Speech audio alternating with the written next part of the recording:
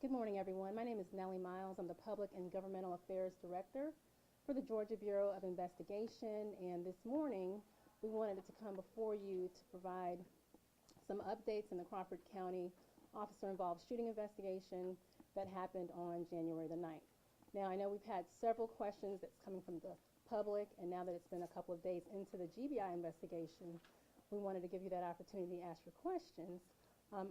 Obviously, keep in mind this is an open criminal investigation, and so not all questions may be able to be answered this morning, but we'll do our best. And so the order of speakers are first going to have our district attorney, Anita Howard. She is the district attorney of the Macon Judicial Circuit, and she will be followed by special agent in charge of our Perry office for the GBI, Jerry Jones. DA Howard. All right, good morning. I first would like to offer condolences to the Stallings and Gibson family. And I want you to know that I was on scene the day of this incident, and I've had several briefings since then. I also want you to know that I know this family and this community has a lot of questions. And I want you to know that I have questions as well. And that is why during these briefings, I have asked for certain things to be done. Those questions cannot be answered today, but we have to get the evidence so we can get those questions answered. And I've told you all many times before, it's not what I think as your district attorney, it's what we can prove. And in order to prove things, we have to have evidence. And that process is what the process is. And I believe that's the duty and the oath that I took as your district attorney. I also would like to say that we will not do anything that will jeopardize justice in this case or any other case, and we have to follow the evidence.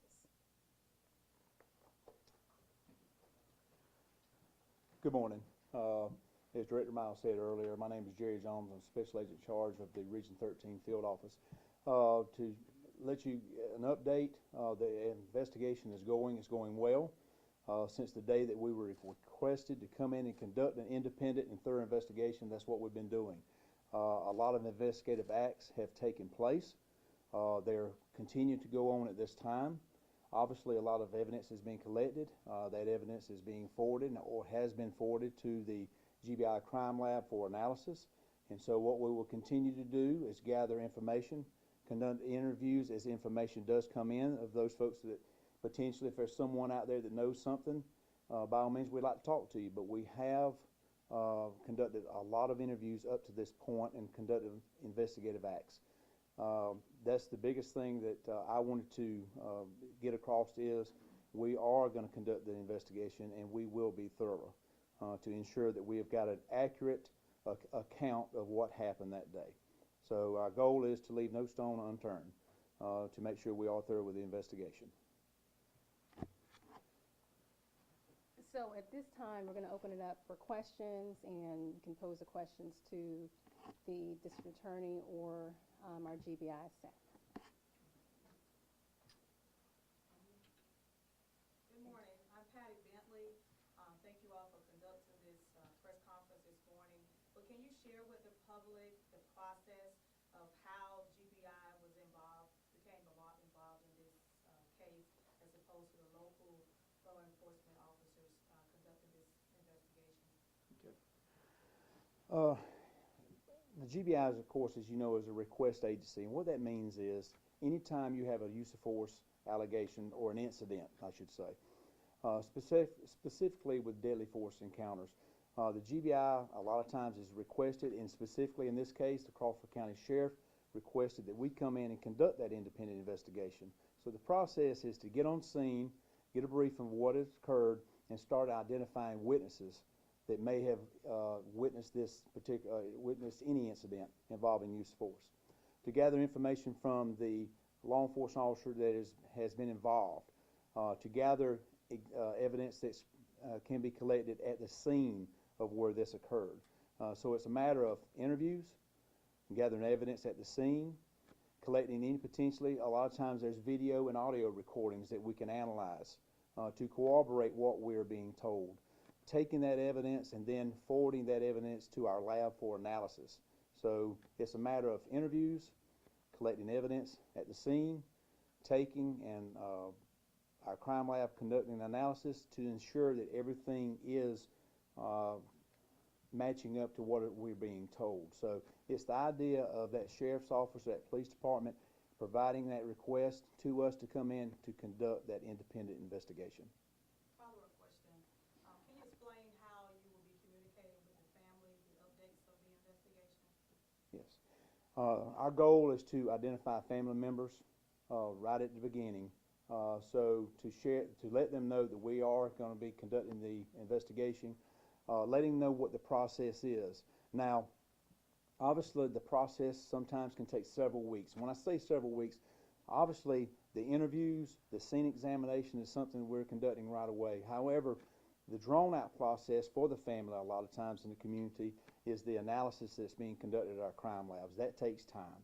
And, of course, as I like to, what I say to the family, and I know it's difficult in times like this, is to trust the process, to trust us to conduct a thorough investigation, an independent investigation.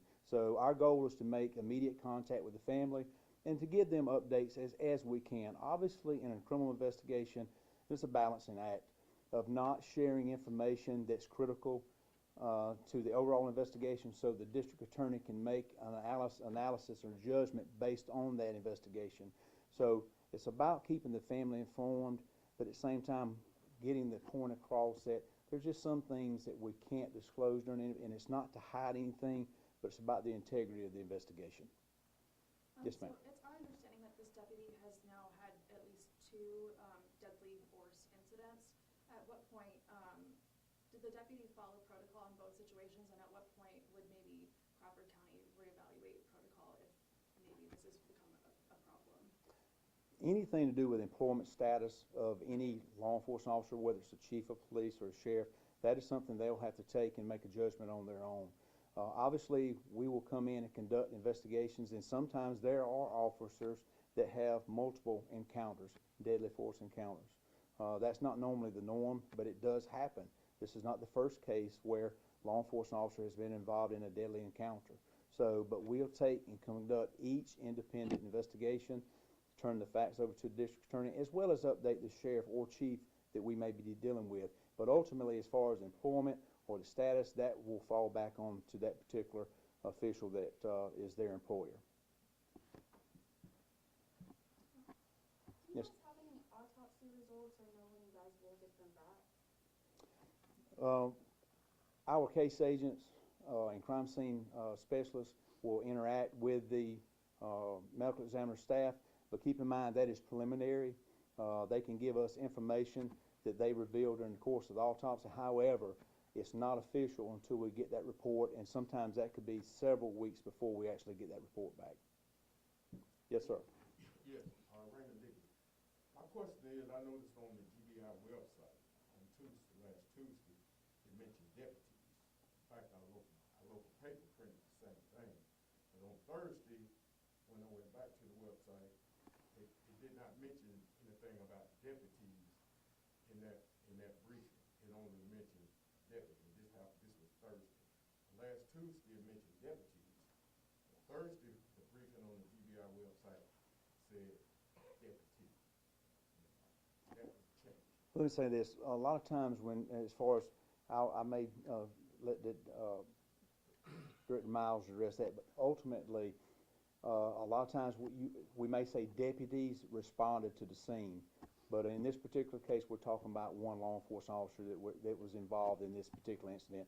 But a lot of times, you may see deputies because there were multiple deputies, multiple law enforcement officers that obviously responded to this scene. Yes, the follow-up with that is that it said deputies spotted him speeding. But it didn't say it clocked him speeding, it said spotted him speeding. Didn't say where and how long did the chase last, it said several miles. So that was part of the briefing and even part of a news release, but it does not give a time in the several miles.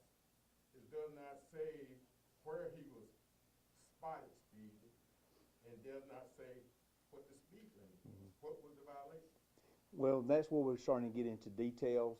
Obviously, I can tell you the encounter did occur in Crawford County to begin with, but there's the balancing act. It is documented where their first encounter took place, what the violation was, what led to this ultimate encounter, and that's something that the district attorney will have in our report, and it is documented. And there again is that balance of giving enough information to the family and the public to show that, you know, this is what we've got, but at the same time being very careful to keep this investigation intact for ultimately the district attorney who will review that. Yes, ma'am. I am Pastor Charlotte Smith, a local leader here in the area. I have a church and a domestic violence 501c3 outreach. I am also a member of Reverend Al Sharpton's National Action Network, and I come to represent the family on today and have been since this has happened. So I have a couple of questions. Was there a body cam? Was it activated? And will it be open to the public, because we are in the process of requesting that footage? Well, I can tell you that normally you do see body cam footage and vehicle footage. I won't get into the specifics of this case, but at the appropriate time, whenever we have an active and ongoing investigation, we cannot reveal that information. That is something that if it gets to the point where we need to discuss a video or audio, that's something, obviously, that will be something that we would meet with the district attorney about to discuss whether that information will be revealed at a time before it's actually turned over to the district attorney for their examination of the investigation. And one other thing, we want to thank you guys for coming forward and having this press conference. It should have happened the day after or sooner than today. That's how we feel. Also, thank you for the public condolences, because that's the human thing to do, and that's compassion. Also, this incident happened, I believe, a little after noon or around noon on Sunday afternoon. By nightfall, you guys released a statement to the media stating everything that had happened as if your investigation was completed. We're just going by what the media reported, and it said that in the report. So I'm glad that you clarified that there is a investigation that's ongoing, that's going to be thorough, because man can make a report saying anything. We don't want a report. We demand a fair, thorough, and just investigation. So thank you guys. Yes, ma'am. We have time for one more question, sir. Close out. I got a question. I'm saying, is there protocol, you know, that you said the sheriff turned the investigation over to you, right? And is there protocol for them to have an officer to leave, you know what I'm saying, before the GBI got there, be turned over to the GBI? Because my question is, you know what I'm saying, if he left, what evidence did he take with him? It's not uncommon if you have a law enforcement officer that's been involved in a use of force incident. It is not uncommon to remove them from the scene and to carry them back where you can sit down and have a interview with them to gather all the facts and all. But yes, there's a process we go through. But yes, sir, that is not uncommon for that to occur. I'm sorry. Can you explain to me, what did he do to get murdered? Well, other than what we've released up this point, and we'd be glad to sit down with you one-on-one and give you the basic information, just like what we've done up to this point. But as far as getting into the specific details, we still will not be able to do that. And there again, I know it's tough, but that's where you're going to have to trust us to put together that independent and thorough investigation. But there are certain things we can tell you, and it's like I've spoken with the family before. There's certain things we can tell you and just certain things we can't until that investigation, or this investigation, is complete. Well, can you tell me how many times my son was shot? Can you tell me that? Because I don't know anything. Yes, ma'am. Well, we've had some conversations, but I tell you what I will be willing to do is sit down with you when we wrap this up and give you some details of what I can give you. And all this come because they thought he was speeding, it looked like he was speeding. At this point, just want to thank everyone for their time, for coming out. The last thing that anyone wants to extend us, I know, is patience, but these investigations do take time. We want to make sure that it's done right. The purpose of a local law enforcement agency like the Crawford County Sheriff's Office asking the GBI to come in is that so it can be an independent investigation. And we have a track record of very thorough independent investigations that precedes this particular one. So thank you so much for your time. As there are additional significant investigative updates that we can share, we'll make sure that we do that. And like Zach Jones said, we'll make sure that we communicate with those family along the way. Thank you.